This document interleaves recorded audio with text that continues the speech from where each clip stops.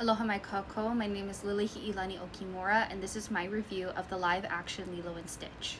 I did not go to theaters to watch it, we are still boycotting Disney, but I found a version online, wink wink nudge nudge, and I watched it at home. Before watching the movie, I was already hearing many reviews and many spoilers from both Native Hawaiians and non-Native Hawaiians, and Hawaii locals and non-locals. And to be honest, everything I was hearing about the film made me so disappointed in it before I even watched it. Yes, I also did hear some positive reviews, and I want to make something very clear.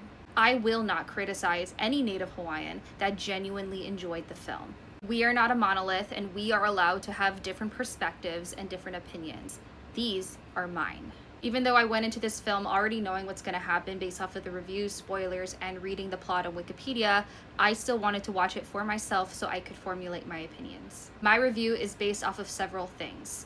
I was born and raised in Hawaii, and as mentioned before, I am Native Hawaiian. I grew up watching the cartoon movie, and even though it's not a perfect movie and it definitely has its flaws, I adored it so much, and I still do to this day. I'm a hula dancer, I speak some Olelo Hawaii, and I hold an MFA or a Master of Fine Arts in Hawaiian theater, Indigenous traditional and contemporary Hawaiian performance. And all of this matters because when an American corporation like Disney tries to reimagine our stories, I have every right to critique, analyze, and challenge the ways they portray us, especially when they profit off of our culture and they have a resort on one of our islands. Art is meant to be examined, and Disney, a multi-billion-dollar company, is not above any critique. They should absolutely be held to a higher standard, especially when handling stories set in colonized lands with living indigenous peoples and cultures. And so here's my review, and of course, this will contain spoilers. Let's start with the use of Olelo Hawaii. There were moments in the film where they got it right, and in some cases, better than the original. For example, the Olelo Hawaii that the Hula teacher speaks to the Haumana students was more accurate than the original. And seeing Olelo Hawaii present in this film was wonderful. The new opening song, Hele Pa Pahino Lilo Ame Stitch, a lei for Lilo and Stitch, was beautiful. And I believe it is an original mele composed by Kumu Markeli'u Ho'umalu, who also worked on the 2002 original film. He is Native Hawaiian and a Kumu Hula based in Oakland, California. I know everyone loves the original song He Mele no Lilo and are upset that it wasn't in the live action, but that song is actually called Kalakaua, and it is a traditional song done by traditional hula using traditional hula implements. Kumu Mark for the cartoon movie changed the original melody and chanting style for Kalakaua and retitled it as He Mele no Lilo, or A Song for Lilo. But the original song is about Kalakaua, who was our last king of Hawaii, and not Lilo. So I think having an original song for the live action that is more dedicated towards Lilo and Stitch is more culturally accurate. And if you would like to look up the lyrics and the translations, you can find it on this website. Now, however, while they got some things right, they also got some things wrong. Like Sydney Agudong, for example, who played Nani, had a harder time with her pronunciations. For example, she mispronounces the word kuleana, which means responsibility, and I think she calls it kuleana. There were also parts in her rendition of Aloha Oi that were mispronounced. Not only that, but the tempo was off, and I felt that the emotional delivery was lacking. I don't know if this was a lack of proper coaching for her, or this was just overlooked for some reason, but if Disney had casted an actual Native Hawaiian actress who knows Olelo Hawaii, felt like it would have been better. Then there's the Olelo Pa'iai, or Hawaiian Pidgin English, or Hawaiian Creole English. Olelo Pa'iai is a real, living language with a deep, rich history and is used by our communities every single day. It is not just a quirky accent or a performance gimmick. I highly recommend everyone to look up the history of Hawaiian Pidgin English or Hawaiian Creole English to understand more. In the live action, I felt that the use of Pidgin was either overacted or not used at all. Nani, who speaks Pidgin in the original film, did not do so in the live action. And I don't know if that's because Sydney Agudong doesn't speak Pidgin, and that's fine. Not everyone here speaks Pidgin. We're not a monolith. But it was pretty disappointing not to hear it in the live action.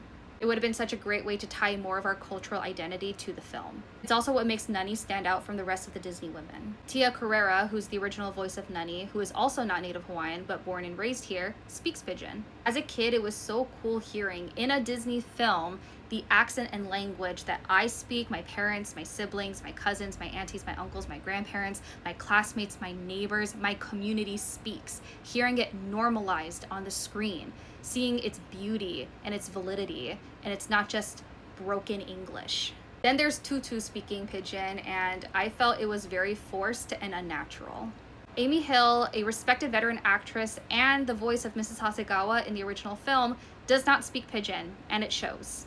She's also not from Hawaii. Why didn't Disney cast an actual kupuna who speaks Pidgin and understands the nuances of her speech? Also, in case folks don't know, Tutu means grandmother in Hawaiian, so why was she not played by a native Hawaiian woman? Why is Disney and Hollywood so obsessed with casting Asian and or white actresses to play native Hawaiian women? Like Sydney Agudong and Tia Carrera as Nani, Peyton Elizabeth Lee as Doogie Kamealoha, Emma Stone in Aloha, just to name a few. This is a very weird pattern. Moving on to the design aspects, the costumes were designed by Wendy Chuck, a Howlett American woman not from Hawaii. To me, this was a missed opportunity to cast a native Hawaiian costume designer since this film wants to brag so much about how many native Hawaiians were responsible in making this film. But according to the Wikipedia and IMDb pages, unfortunately, a lot of this film was created by Howlers. In directing, producing, editing, music composition, design, and even in screenwriting. Yes, Chris Kekaniokalani Bright was a screenwriter for the film, but he was one of 3 and the other 2 were Haole. So how much final say did Chris actually get? How involved were Hawaiian people, truly? Just saying you had Hawaiians working on the film and consulting means nothing when the end results didn't reflect it. And it was still directed, edited, produced, marketed, designed by Howlers. I thought Lilo's outfits were cute. I especially liked her outfit with the overalls and the red shirt underneath, like a reimagination of the red dress she normally wears. I saw Nani wearing a golden heirloom bracelet, and I liked that. I liked seeing David and other characters in TNC designs, but I felt overall the costumes were pretty basic and didn't really reflect our local identity. Again, not having a native Hawaiian designer, that was a missed opportunity to showcase native Hawaiian designs, native Hawaiian brands. Also, I thought Nani's gold hoops were super out of place. Setting-wise, I did like the design of Lilo and Nani's house, and I loved the Hai Hawaii, the Hawaiian flag in front of it. However, I did not like that most of the movie took place in touristy spots and in hotels. Missed opportunity to show more of Kauai, more of the Aina, more of the local community, not just hotels and tourists and fake luau's. Gee, I wonder if this movie was just a big advertisement for tourism. Nah.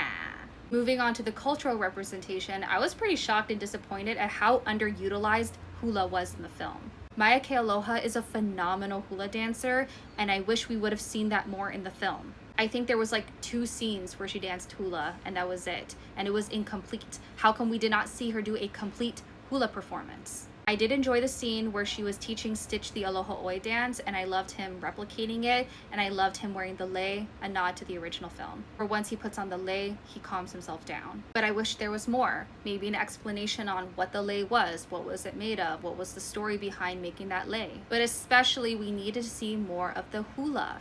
In the original film, we know that hula is Lilo's passion. It is how she connects with her mother. The opening sequence focused more on Lilo running around the hotel and creating chaos rather than showing the hula. And the Kumu Hula character had so much potential, we could have seen more of him, and he was sidelined. I hated how they changed the conflict scene between Lilo and Myrtle, where in the original, it's at halal practice.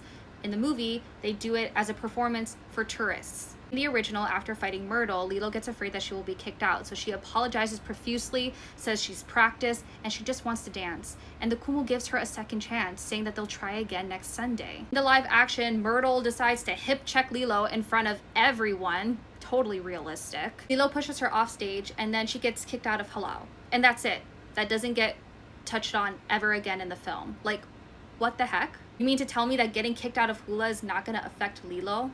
That we're not gonna bring it up again? That she doesn't get reinvited back into halal? Hula was treated like a prop in this film, and not the deep cultural and ancestral practice that Lilo is proud of. And I am running out of time, so I will have to make a part 2 of this review.